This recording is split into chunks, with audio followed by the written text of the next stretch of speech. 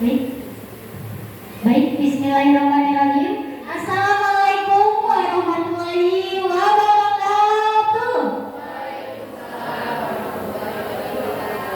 Hamdan wa syukranillah amma ba'du. Dewan juri yang saya hormati dan teman-teman pendidik yang saya banggakan. Perkenalkan, nama saya Gita Saidah.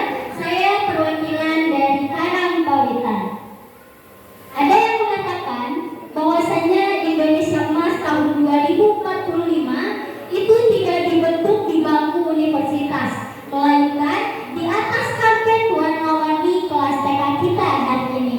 Bapak pendidikan kita, Ki Hajar Dewantara, mengatakan bahwasanya anak lahir dan tumbuh sesuai kodratnya masing-masing. Kita sebagai guru hanya mampu untuk menuntun tumbuhnya kodrat tersebut. Dalam video yang saya buat menjelaskan bahwasanya menuntun bukan berarti mendikte, melainkan membiasakan. Dalam video tersebut juga dijelaskan bahwasanya pendidikan karakter bukan hanya sekedar teori atau hafalan saja, melainkan sebuah pembiasaan. Dalam video yang saya buat bukan hanya sekedar video pembelajaran biasa, akan tetapi sebuah perjalanan bermakna yang saya sebut sebagai petualangan 7 bintang.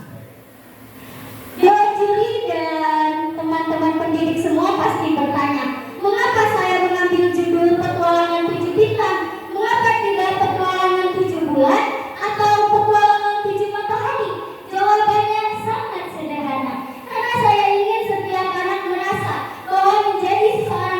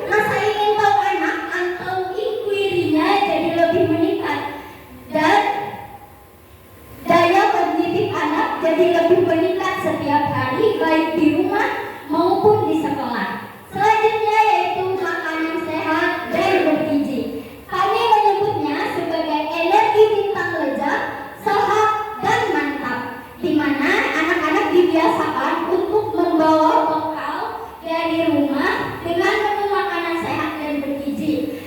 Dan kami juga memfasilitasi anak dengan kotak bekal dan botol minum untuk meminimalisir adanya penggunaan sampah plastik di sekolah. Sebelum ada MBG pun, TK kami sudah melakukan kegiatan tersebut. Orang tua juga ditantang untuk melakukan kreativitasnya dengan melalui bekal yang unik agar anak-anak senang untuk memakannya. Indikatornya yaitu anak-anak bisa mengonsumsi makanan yang sehat dan bergizi. Adapun dampaknya, sekolah jadi bersih dan anak-anak jadi tidak pilih-pilih makanan baik di rumah maupun di sekolah. Selanjutnya yaitu bermasyarakat. Kami menyebutnya sebagai bintang komunitas saling mengasihi, di mana anak-anak dibiasakan untuk kegiatan luar kelas setiap hari Sabtu dengan menyusuri area lingkungan sekolah seperti sawah, sungai, dan kami juga sering melakukan outing kelas ke beberapa instansi seperti Polres dan lain-lain untuk anak berinteraksi dengan warga sekitar. Indikatornya yaitu kemampuan anak untuk berinteraksi secara baik dan sopan. Untuk dampaknya, anak pun bisa bersosialisasi baik di rumah maupun di sekolah dan di lingkungan sekitarnya secara baik dan sopan. Selanjutnya yaitu tidur cepat. Kami menyebutnya sebagai raih mimpi sambut hari esok yang lebih cerah. Untuk kegiatannya, TK kami biasa melakukan kolaborasi digital bersama orang tua, yaitu berupa video. Anak-anak divideokan dengan setiap anak-anak mau melakukan refleksi tidur cepat atau kegiatan tidur tepat waktu. Indikatornya yaitu terpenuhinya durasi tidur, waktu tidur jam anak. Untuk dampaknya yaitu anak jadi tidak mengantuk di kelas, dan kemudian mood anak atau emosinya juga jadi tetap stabil baik di rumah maupun di sekolah. Dewan juri yang terhormat dan teman-teman pendidik yang saya banggakan, pada akhirnya petualangan 7 bintang ini bukan tentang apa yang anak lakukan hari ini, tapi tentang siapa mereka 10 tahun, 20 tahun dari sekarang. Kita mungkin tidak selalu akan membersamai mereka, tapi dengan tekanan 7 bintang ini di hati mereka, mereka akan selalu mempunyai jalan untuk pulang menuju kebaikan. Karena sejatinya kita sebagai guru, tugas kita bukan hanya sekedar mengajar, akan tetapi menjaga agar cahaya mereka, cahaya anak-anak kita tetap berkijar. Sekian dari saya. Wassalamualaikum warahmatullahi wabarakatuh.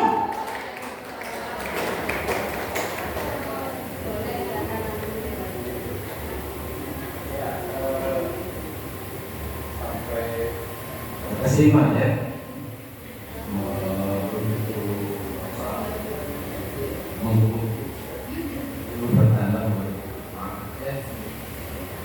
Baik, Ibu, kalau saya perhatikan petualangan 7 bintang itu menurut saya itu istilah saja untuk mengganti 7 kegiatan jenis hebat ya. Nah, nggak apa-apa, bagus ya. Tapi masalahnya cukup dengan itu. Inovasinya itu yang dimaksud praktek baik itu bagaimana caranya yang terbaik agar anak mengimplementasikan melaksanakan 7 kali dan berdampak. Kalau hanya menggali istilah-istilah itu dengan apa? Bangun pagi dengan apa? Dengan apa? Ibadah dengan apa? Kan menurut saya tidak akan berdampak. Yang akan berdampak itu bagaimana anak tertarik dengan kegiatan itu sehingga anak mau melakukan aja.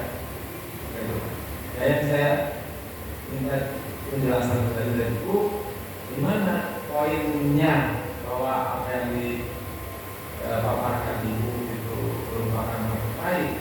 Ingat, ini yang terbaik. Praktik yang terbaik yang dilakukan sehingga tujuan itu bisa melakukan yang baik. Yang pertama, ya, benar. Nah, kalau kita lihat, kalau kita pelajari teknik STAR, STAR apa? STAR, STAR,